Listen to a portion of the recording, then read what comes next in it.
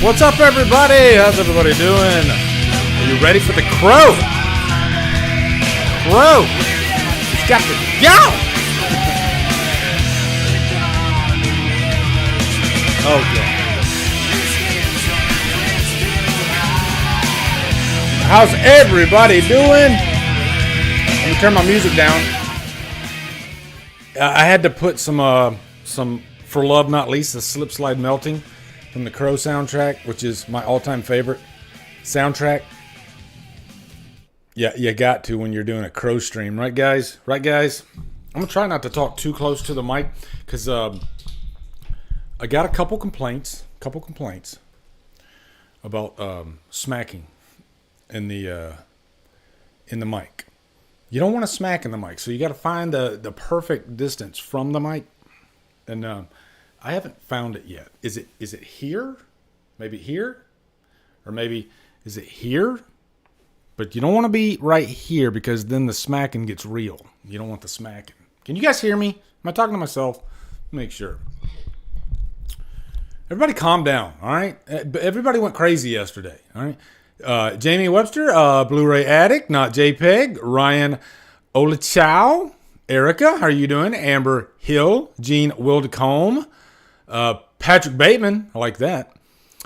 Rick Michaels, let's see, Trina, how are you doing, Trina? Brian Sanchez, yes, seeing a lot of Troy, Low Carb Monster, how you doing, brother? Aaliyah Sassaville, that's a cool name. Gabriel Carpenter, Rick, Johnny Utah, get me two. Around the corner, there is a sandwich shop. They sell meatball sandwiches. Would you get me two? Johnny Utah. Big Papa. Is that Musk? Oh, yeah, it is Musk. Okay. I'm telling you, I wear reading glasses now, but my distance from the laptop here is, I'd say, about 3 maybe 2 feet, 2 feet, 3 feet.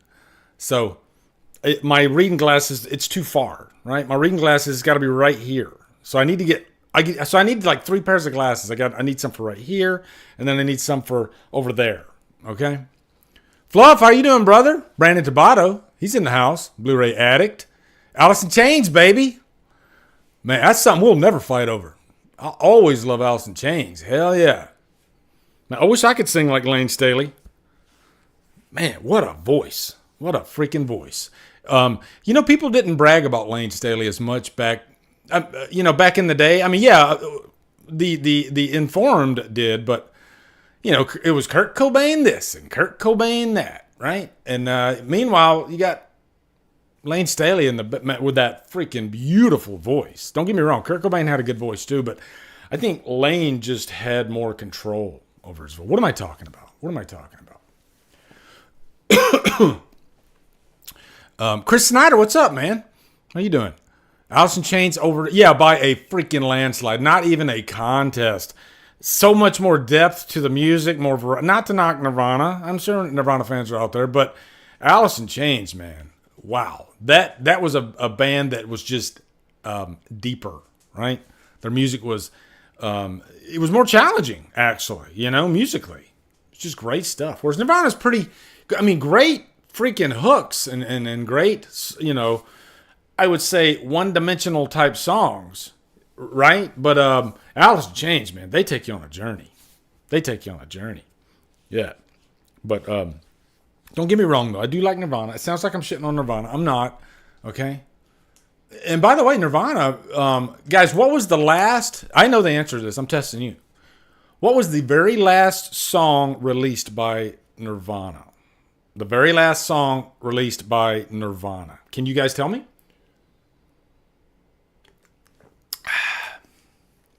And it was released in 2000, 6 years after Kurt's death, on their greatest hits album. I kind of gave it away.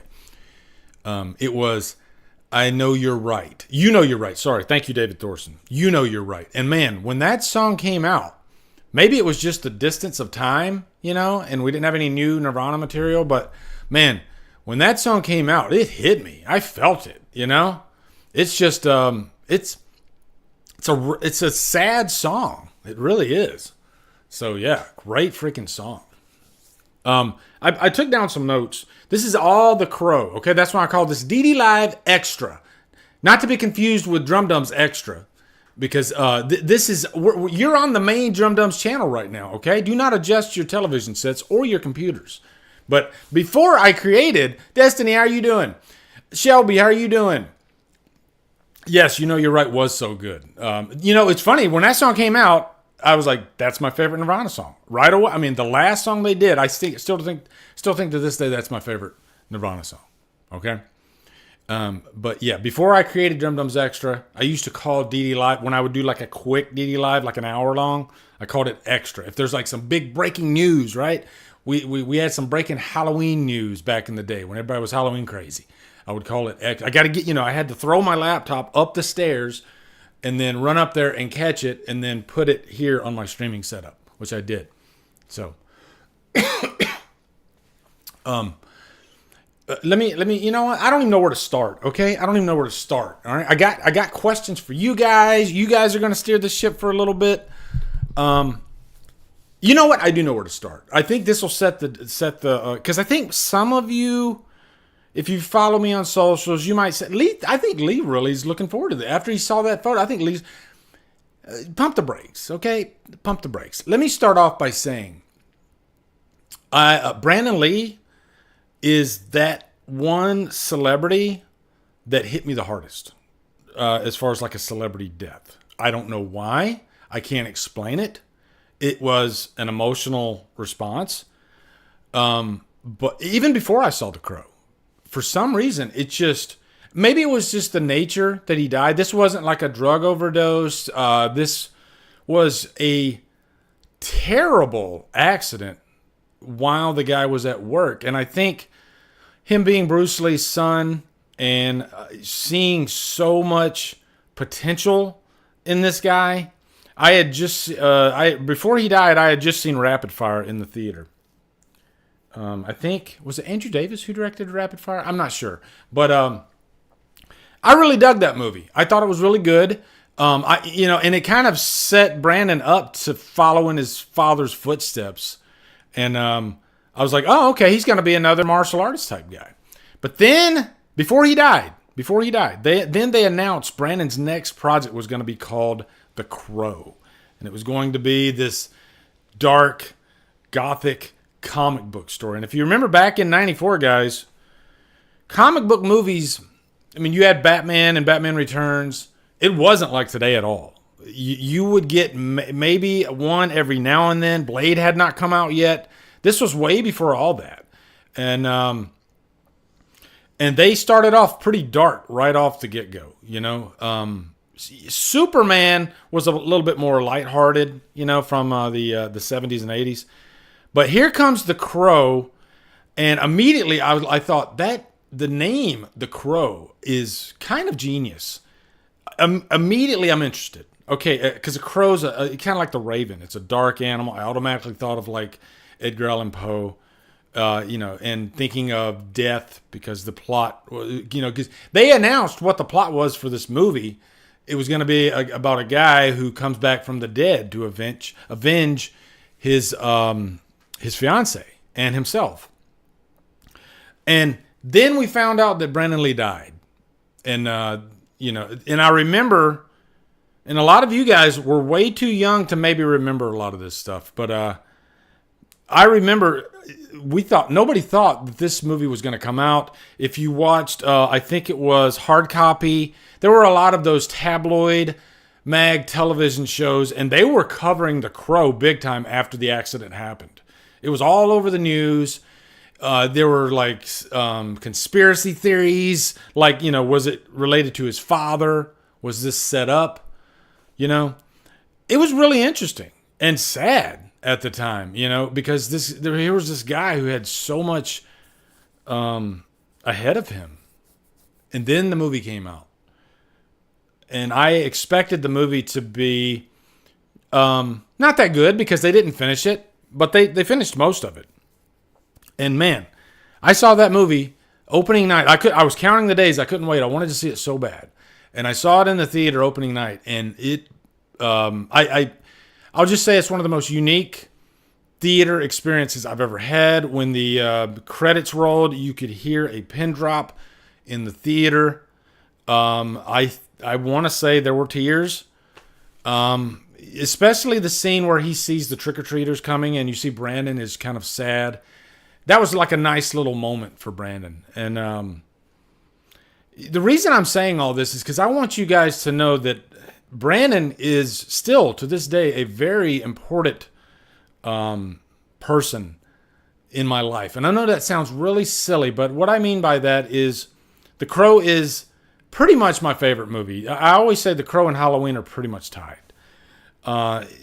It's the movie that has more of an emotional impact on me than anything. The tragedy of Brandon dying, thinking of what he could have become. He could have been like an amazing Neo in The Matrix. You know, you always hear about these roles that, wow, Brandon Lee would have been great in that. I think he was set to possibly be in Mortal Kombat.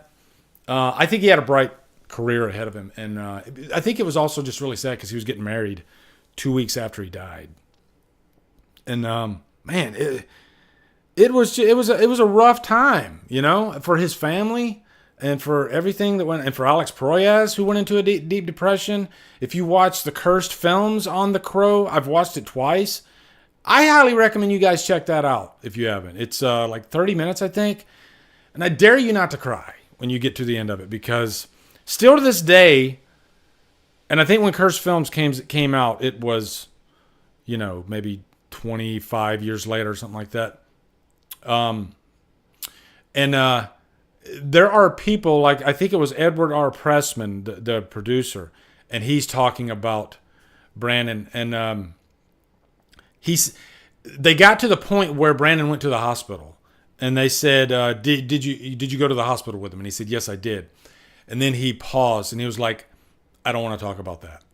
You know, that's still to this day, that's how heavy that is for this guy. That he still has this memory of being in the hospital with Brandon, and still to this day he can't talk about it. And there were quite a few interviewees in that documentary where they were choking up. Still to this day, it's a hard thing for everybody that was involved to even talk about. Erica brings up the Michael Massey. It pretty much destroyed his life for the rest of his life. He was the guy holding the gun that accidentally shot Brandon Lee, and he was never able to fully recover from it. He said he didn't even act for, I think, a year after it happened, because he just would, you know, he hid inside of his room. He didn't even want to come out, and it just destroyed him. And he never really fully recovered. He did some acting, you know, work down the line. But every time I would see Michael Massey in something, there was something there, a sadness was there. No matter, great actor too, phenomenal actor, but there was always this sadness in him every time I saw him, just because of the experience that he was the guy that held the gun, you know? God, I can't even imagine. So again, whether I am for this movie or against this movie, guys, I think you can already tell. I mean, I'm getting emotional right now. It's tough for me to talk about Brandon Lee. He is, as silly as it sounds, he's very important to me. I can't explain it. I don't know why, but he just is. And it's always been tough for me to even really, if you watch my review for The Crow, and I don't think I'll ever do a revisited for it, because even in that review, you could tell it was coming from the heart. You know, it was a tough review to do, but I guess from a technical standpoint, breaking down pros and cons, that wasn't even an issue to me. It just kind of poured out of me. And yeah. So Brandon is severely missed, and nothing will ever take away what he did for The Crow. He is Eric Draven. And if I can say anything about this new movie that's coming out, I look at it as an alternate universe, right? And at the end of the day, it's a movie. Would I prefer them to never use the name Eric Draven again? Absolutely. I'm putting that out there on the table right now. I'm not hell-bent on, no, this movie has, no, I'm not like that, but I'm just, if I had a choice, I would like them to just give him a different name. And maybe that's how I'll view the movie when I go in. I won't even think of him as Eric Draven. Like I said, alternate reality. That's pretty much how I'll look at it. Okay? So, I think you know where I come from. All right? I don't take this shit lightly. Brandon Lee is extremely important. And Alex Proyas, he had some not so kind words to say. I guess he saw this image that you see. And you know what? I kind of feel bad for Bill Skarsgård right now because he is getting raked across the coals. And I don't think people are raking him. I think they're raking the artistic choices, which he probably has nothing to do with, okay? He's an actor. He comes in for a part. They say, hey, this is what we want the character to look like. And he is just the guy that, cuts his hair, puts on whatever, tattoos, all that stuff. So I definitely don't harbor any ill will towards Bill Skarsgård. And I think Bill Skarsgård's a really good actor, and I think he's the one thing that's keeping me holding on to this movie. That's saying maybe there's a chance. Maybe there's a chance, because I think he is that capable of an actor. Okay? Now, I did post this, and I made this little meme based on a couple of the responses I'd seen. And you know what? I'll be fully upfront with you, okay? I got home from work yesterday, and my wife, she was off yesterday, so she was home. And I said, hey babe, they actually released the picture of the new Crow, Bill Skarsgård. And she's like, oh, really? Okay, yeah, let me see it. We're like right in here, right, guys, with the pop culture, where she's back there. She doesn't care as much as we do. And she loves The Crow, and she loves Brandon Lee and all that. Yeah, don't get me wrong. That is a really good movie to her. She loves that movie. But I said, do you want to see the picture of Bill Skarsgård? And she says, yeah, let me see it. And I pulled up the picture and I showed it to her, and she's like, yep, I'm in. I definitely want to see that. And I was kind of surprised. I honestly had no clue what her reaction was going to be. But I think it was the abs. I don't know what it was, but as soon as she saw it, she was like, oh yeah, I'm definitely in for that. And so then I went online, and I did see a couple of other responses similar to that. And so then I made this. Let's see. Yeah, there's the full image, and then I made that. But then I did get quite a bit of blowback after I posted that. There were quite a few women and gay men that responded, and I would say more than not, they didn't like it. They still didn't like it. They said, no, I'm definitely not for this whatsoever. So I guess to my females and my gay men in the audience, what do you think? Is this correct, what I'm putting right here? Give me a yes or a hell no, okay? Or as Destiny puts it, an absolutely not. All right, so there you go.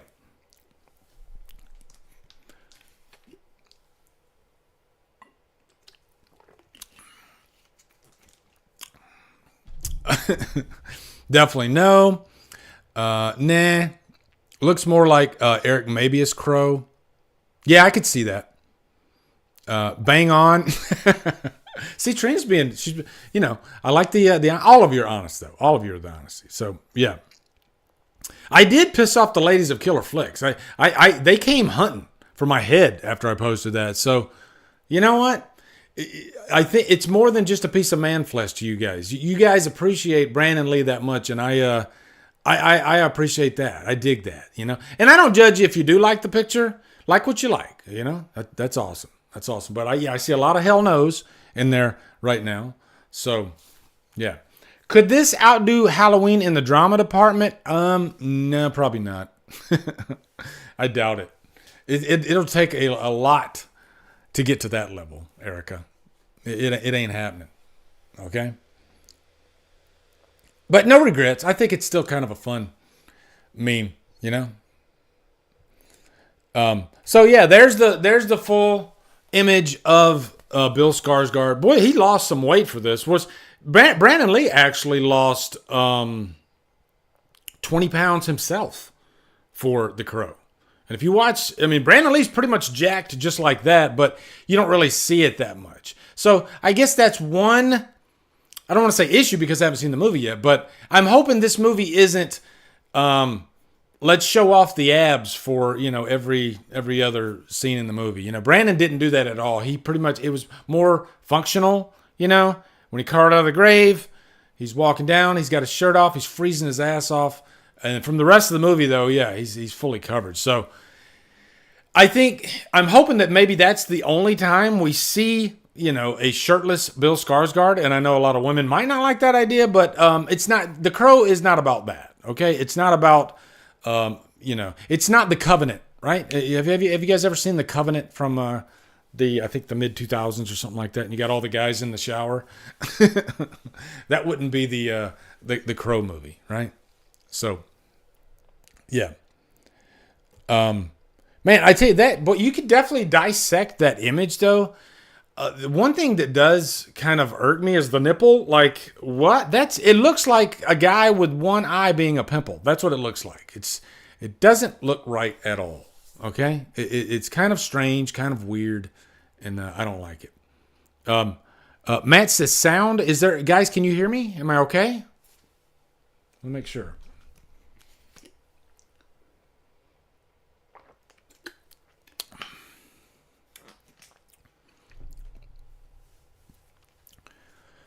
I think I saw this guy siphoning gas at the 7-Eleven. You might be. Hey, you know what? You made me think something. Halloween Ends. Wasn't there one of the characters, the drummer guy, his hair was like that, right? So that's pretty much what you get for this. So, what's up, Jason? How you doing, man? I'll say this right now. Because there are a lot of bad Crow movies, I'm not angry at this. Really, the only real reason for people to be angry at this is because he's going by Eric Draven. I get that. I completely understand that. But I happen to be a fan of the Crow character. And if you want to talk about if this should happen or not, this movie is basically an adaptation. It's not really a remake. It's an adaptation of the graphic novel. And even Brandon didn't look exactly like the graphic novel. Little education for you guys that might not know. In the graphic novel, the Crow is modeled after Ian Curtis's face from Joy Division and Iggy Pop, his body, which Iggy Pop ended up being in the Crow City of Angels. So James O'Barr had his influences, and he wrote The Crow in the 80s, and it was more of kind of a punk rock type aesthetic. Yeah, he's a rock and roll guy, but if you take the type of music that, say, Brandon, Eric Draven, Brandon Lee's version played in the first Crow, I'd say it was more alternative, goth rock, something to that level. But the movie didn't really focus on the music that much anyway. I mean, don't get me wrong, the soundtrack is amazing, but I'm talking about Eric Draven as a musician. You do have the two iconic scenes where he's on the roof and he's playing the guitar, and they're badass. But if you go back to the graphic novel, and full disclosure, I haven't read the graphic novel. I just know some of the stuff about it. I think it's more of a punk rock type deal. I don't even, and guys, if you've read the graphic novel, you're going to know better than I do, but wasn't he maybe not a musician in the graphic novel? I can't remember. I'm trying to remember, but I know James O'Barr was highly influenced by music, and especially like punk music and Joy Division. Like Joy Division is his favorite band. So I think that fact that this is more of an adaptation and not an actual remake kind of softens the wound a little bit. All right. Now, let me ask you guys a question. All right. When you first saw this image, did your anticipation for the movie, did it go up or did it go down, or were you pretty much the same? Were there any of you that said, I'm curious to see this movie, but as soon as you saw that image, you were like, okay, I'm out? Be honest. Any of you, were you thinking that, okay, I'm out, I cannot watch this movie now because of this image?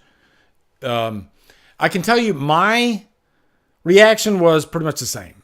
I'm still going to watch the movie no matter what. When I saw the image, I did like this. Oh, that's different. I didn't expect that at all. Wow. It's almost like it's kind of jarring and it's a lot to take in. Like, it's not all bad. Can I be fully upfront with you guys? I don't think the image is all bad. I think there's negatives about the image. I think they could have toned down the tattoos.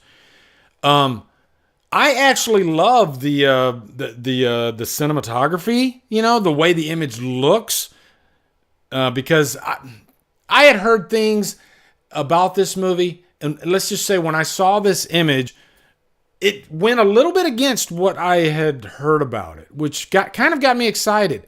So if this is what the cinematography for this movie is going to look like, set aside how he looks.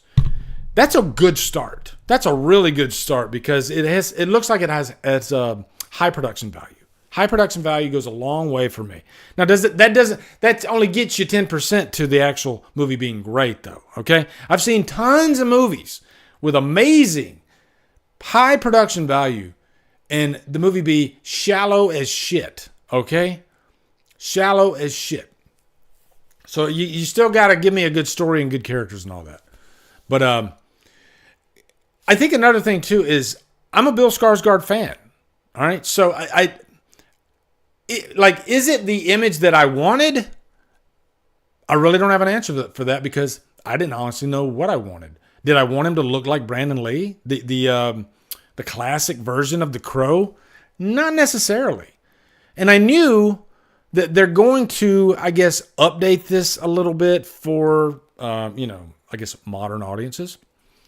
And that can be a bad thing. That can be a good thing. I don't know. But yeah, so I'm going to be completely honest with you guys. I don't hate the image. I don't love the image. It's just kind of, I need more. I need some context here because outside of that image, what do we know? And there's two other images, which I didn't even pull, but it's Eric Draven and Shelley together. They're pretty basic looking images. But at the end of the day, though, guys, as far as a character goes, I don't mind his hair being short. Okay. So I guess sidestepping from that, let me talk just a little bit. Let me brush over a little bit this franchise. Okay. Real quick, because a lot of the reactions from this image would make you feel like this franchise is Nightmare on Elm Street level. Okay? And that's not to say every movie in Nightmare on Elm Street. I'd say at least half, if not more, of the Nightmare on Elm Street movies are really good. Really good. Okay? Pick your franchise with really great movies. Alien franchise, whatever. We're talking about The Crow, which I love the character to death. But as a franchise, it's a shitstorm. It is an utter shitstorm. Okay? So that definitely softens the wound for this image. And I'll go ahead and make a bold claim right now. This won't be the worst movie in the franchise. All right? I would bet $100 right now this will not be the worst movie in the franchise. It might not even be the second worst movie in the franchise, okay? There's a good chance of that. And there's a chance it could be the second best of the franchise. We just don't know yet. We don't know yet, okay? City of Angels has grown on me quite a bit. I think there's a lot to love about that movie. I love the aesthetic of it. I like Vincent Perez's performance. I like that he looks enough like Brandon Lee, but just different enough as well. So, the acting is atrocious in the movie, but charming for some reason. there's no scenes in the movie where I'm like, I got to fast forward past that because that's just that's killing me. No. Mia Kirshner is a nice thing to look at in the movie, and I liked her character. I liked her portrayal of Sarah. So I think the City of Angels has a lot going for it, and I watch it quite often, if I'm being honest. That movie came out, I think, 2 years after the first Crow came out, and it was touchy. It was shaky ground, right? To have the balls to come out with a sequel 2 years after the first, yeah, that's pretty risky. Salvation. I haven't talked about the music yet. I'm going to save that. Salvation. Again, I say all the time, I think Salvation is a better movie plot-wise, but production-wise, it feels like a TV movie. I think the story's better. I think Eric Mabius is really good, but everybody feels like TV actors for the most part in that movie. Wicked Prayer is an utter abomination, shitstorm of a movie. It is one of the, and I'm not freaking lying here. This is my opinion. It is one of the worst movies I've ever seen. It is that bad. Okay? At least Wicked Prayer and City of Angels, they held up certain expectations that you need out of a Crow movie. Wicked Prayer, it's like nobody even knew what The Crow was about. Whoever wrote that movie, whoever directed that movie, it's like they directed a movie. They made a movie that wasn't The Crow, and then at the last minute they slapped some Crow makeup on Edward Furlong. It's just because there's like the soundtrack doesn't kind of jive well with the other movies. Is there even a soundtrack, like actual music? I know there's a score. I think it might be the only Crow movie that doesn't have an actual soundtrack of songs, The music in the previous three movies, the first three movies, some of my favorite rock music that I still listen to this day, all three movies. Like Juliette Lewis even has a really cool song with the Infidels on Crow, Wicked Prayer. And it's infectious. Rob Zombie has a song on Crow. He has a song on Wicked Prayer and City of Angels. Danzig has a really good remix of one of his songs on Wicked Prayer. Kid Rock has a really awesome song on Wicked Prayer called Warm Winter. Sounds unlike any other Kid Rock song you'll ever hear. So, yeah, I can't praise those first three soundtracks enough. And I'd even say those soundtracks kind of lift up, not even kind of, City of Angels and Salvation. Without those soundtracks, those movies are pretty much gutter trash. But yeah. So, I think I can go into my points about this movie because I wrote down some things. And I do have a news article about, but you know what? I won't even, like, I can show you real quick. It's basically Alex Proyas poking fun at this movie. Let me see. Let me pull up the exact line that he says. Yeah. Alex Proyas, director of 1993, they got that wrong. It's 94, The Crow, took shots at the first images of Bill Skarsgård in the upcoming reboot. On Facebook, Proyas shared an image of Skarsgård as Eric Draven at a campfire opposite FKA Twigs, Shelley Webster, where the original Crow director mocked Skarsgård's appearance. Eric Draven's having a bad hair day. Next reboot, thanks. But they did go on to say that pretty much every announcement of a remake, Proyas has been against. I think rightfully so, because he always thought that the first movie should have never been even made, but they finished the movie in Brandon's memory to honor Brandon. And they never wanted a remake of that movie. And I do agree with him. I do agree with him. Then Eric Draven is a sacred name. And I still hold that this movie should not be Eric Draven. I think they should have went with a different character. If they went with a different character, then I'd be like, okay, what do we got? Let's go. You know, there's a lot of different things, different elements in a Crow movie that can make it fun, make it good. It's an interesting character, but that just puts a sour note in your mind, right? So, yeah. And let me get you guys back up here. All right. Yeah, no, David Thorson, Dark City is great. iRobot was decent. You know, it's funny. I just watched iRobot again the other night. I was curious to watch it again. I know the studio completely shitstormed that movie. And Alex Proyas said he'll never work with a big studio again, which he didn't. Because, you know, according to him, they completely butchered his movie. You know, because he didn't want all the jokes and the quippy stuff in there. He wanted it to be darker than it was. But it's not a horrible movie, but I think it's kind of forgettable. But it's a little eerie, though, when you watch it. This movie came out 20 years ago, 2004. And there's a lot of stuff from iRobot that is kind of relevant today, especially with, like, AI and even robots like Elon Musk. He like created a robot recently, and there's like a video of it like walking around, and it kind of reminds you of iRobot. So yeah. Let me pull up my my notes here. Some observations, you know. Usually when I do any kind of speak piece on any new property that's coming out, I try to be objective, and I try not to let Twitter, X, influence me so much, because it's easy to get sucked into one way of opinion, one way of thinking, an opinion.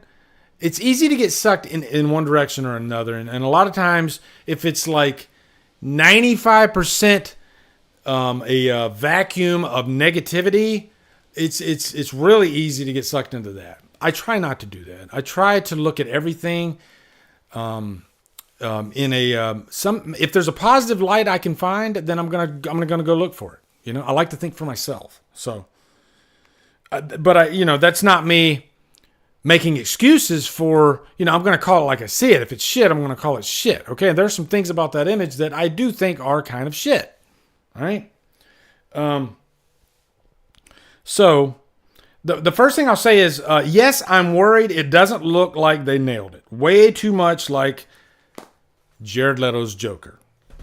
I think that's the one big complaint that I hear from everyone. And they're not wrong. It does look way too much like Jared Leto's Joker. So whoever designed this, why? You do that like that preacher. Why? No, but seriously, that looks very similar to Jared Leto's Joker, which was, let's just face it, it wasn't a successful venture, right? And I almost wonder, like, what would the reaction be if Jared Leto's Joker never existed? Maybe it wouldn't have been as... let's just thank God that it's Bill Skarsgård, because if it would have been an actor like that nobody really cares for, if it's possible for it to even be a worse reaction, like, yeah. So, yeah, I mean, I think that's the uphill battle that they're going to be fighting. But you know what? Maybe it's good to start off at the lowest, reception-wise, because then you got nowhere to go it up, right? If this came out and it was the most awesome freaking image imaginable, then you got nowhere to go but down. Okay, so I think that might be a little positive in their favor, okay? Because they always say there's no such thing as bad press, right? If anything, I think because this image is so controversial looking, it got more people talking, You got like freaking like John Campea, who doesn't normally talk about horror stuff that much. 2 days in a row now, he's talked about The Crow. And do you think that's because maybe this image has kind of caused a little bit of outrage? Maybe. And maybe that's why we're talking about it. And again, that could be a good thing for this movie, because when that trailer comes out, guys, if that trailer is awesome as hell, then it's only gonna make this better, right? Then I think there's a potential for a lot more buzz marketing wise for this movie, and it could have a good opening weekend, right? I do think the trailer needs to be really good though, you know, but I think it's a good thing that they got nowhere to go but up. Okay. It's good to start at the worst reception, you know, and plus I think everybody likes an underdog, right? Like, it's not like this movie cost $200 million or anything, or even $100 million. So I think everybody does like an underdog story where nobody believed in the property at first, and then all of a sudden it kind of like Prey. When Prey was announced, there were so many naysayers. You can't do a freaking a woman predator movie. That's too predictable in this day and age. And it's coming to Hulu. You know, it's not even coming to theaters. So Prey really started off in rough territory. And then the movie comes out, and I'd say arguably to a mostly positive reception. I loved Prey. I thought Prey was really great. You know, not the worst Predator movie at all. I'd say it's number 3. I'd say you got Predator, Predator 2, and Prey. That's my top 3. And I think it's not a sharp drop from 2 to 3. There was a time where I thought this might be the second best Predator movie. It's that good. So I would love for this movie to be this year's Prey. That would be amazing to me. If they can somehow turn this ship around, and maybe there's some context here that we're missing, and maybe we find out that the way this character looks is a big part of who he is as a person. And, maybe they explore why he looks the way he looks. And then eventually we get on board. And by the time he becomes the Crow, then it could be a great thing. And I know I'm trying to be as positive as I can about this, but I'm still heavily on board, if you can't tell. Heavily on board, all right? I'm not going to waste your time here. I already mentioned adaptation, not remake, because I think that's a big point of confusion for a lot of people. A lot of people are saying it's a remake, and it's not necessarily a remake. And if you read about how this movie came to be, they talk about they wanted to make an adaptation of the graphic novel, okay? And they don't want it to be like the original. And I think in a weird way, isn't that kind of more honoring something than less honoring something if you're not trying to copy? Like, if this movie came out and it looked exactly like The Crow, he looks exactly like The Crow, what's the point in that? And it almost looks like it would be competing with Brandon Lee, because it would look like Brandon Lee. So maybe the farther away, the better, right? And guys, don't get me wrong, okay? There's 10 different costumes or makeup that this guy could have had that would be better than what he looks like. All right, don't think that I'm saying this is the best option outside of Brandon Lee. Not at all. Okay, like I said, there's still some really not so good things about this. All right, the way he looks. All right. I mentioned about Eric Draven in the graphic novel was modeled after Iggy Pop and Ian Curtis. So again, that's not necessarily what Brandon Lee looked like. Okay, Brandon Lee was his own thing, and that'll be there forever.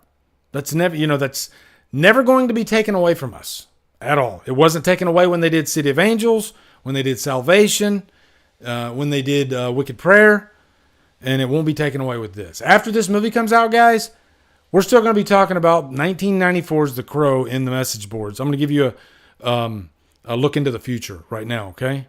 Mark my words. We're still going to be talking about Brandon Lee's The Crow after this. We're still going to be honoring him, all right? Yeah. Can any remake or... So I can't read my own... and I typed this. Oh, well, whatever. Yeah, again, the trailer should tell us a lot more. We should have the trailer. I'm guessing we should have the trailer within the next couple of weeks. That's my guess. I'm hoping. I did mention that, like, do any of you guys know the release date of Boy Kills World? Bill Skarsgård's other movie that was, the trailer just came out for that, I think a couple of weeks ago. And funny enough, I dropped that clip the day before this image was released. And in that clip, I'm like, should we be worried? Because we've gotten nothing. And then the very next day we get this image. Oh, there's work. Hold on, guys. Just hold on. I'm going to pause you real quick.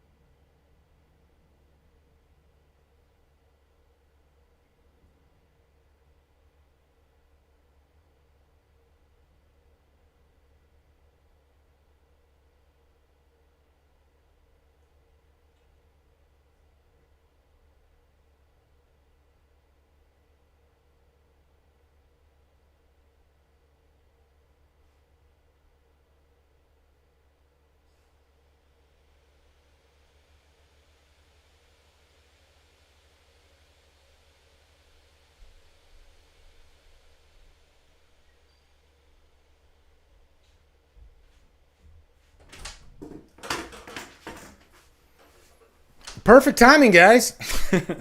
I have to go. I'm on call this week at work, but that's okay because I was about to wrap it up anyway, so it kind of worked out. Brett, Good Real Hunting, how are you doing? Rosalia, Gory Tiger, man, you got. See, I announced this like right at the last minute. I do apologize, okay? But I when I was at work, I was like, if I'm gonna, timing is everything in YouTube, and this just came out yesterday. I was like, I need to get something out, so. Yeah, I should have did a video last night, but that's okay. I like talking with you guys about it more anyway. It's fun to get your feedback. But yeah, anyway, I got to go to work now, so I got to go back to work. I'll tell you what the call was, okay? She said her sink, it's leaking out, all right? And I got to go turn the water off. So I don't know. So I guess the water's not, it's still going. I said, is it really like overflowing right now? Or is it, she's like, no, it's not too bad. And she can collect it in a bucket. So it's not crazy, but yeah. I got to go to work. All right. So, yeah. Cody, what's up, man? You called me at the last. I got to go now. I got to go to work. That's what happens when you're on call. Okay. But I'm on call through Sunday. All right. But yeah, take care of each other, guys. Love you to death. Thank you all for stopping in and talking to Crow with me. All right. And long live Brandon Lee.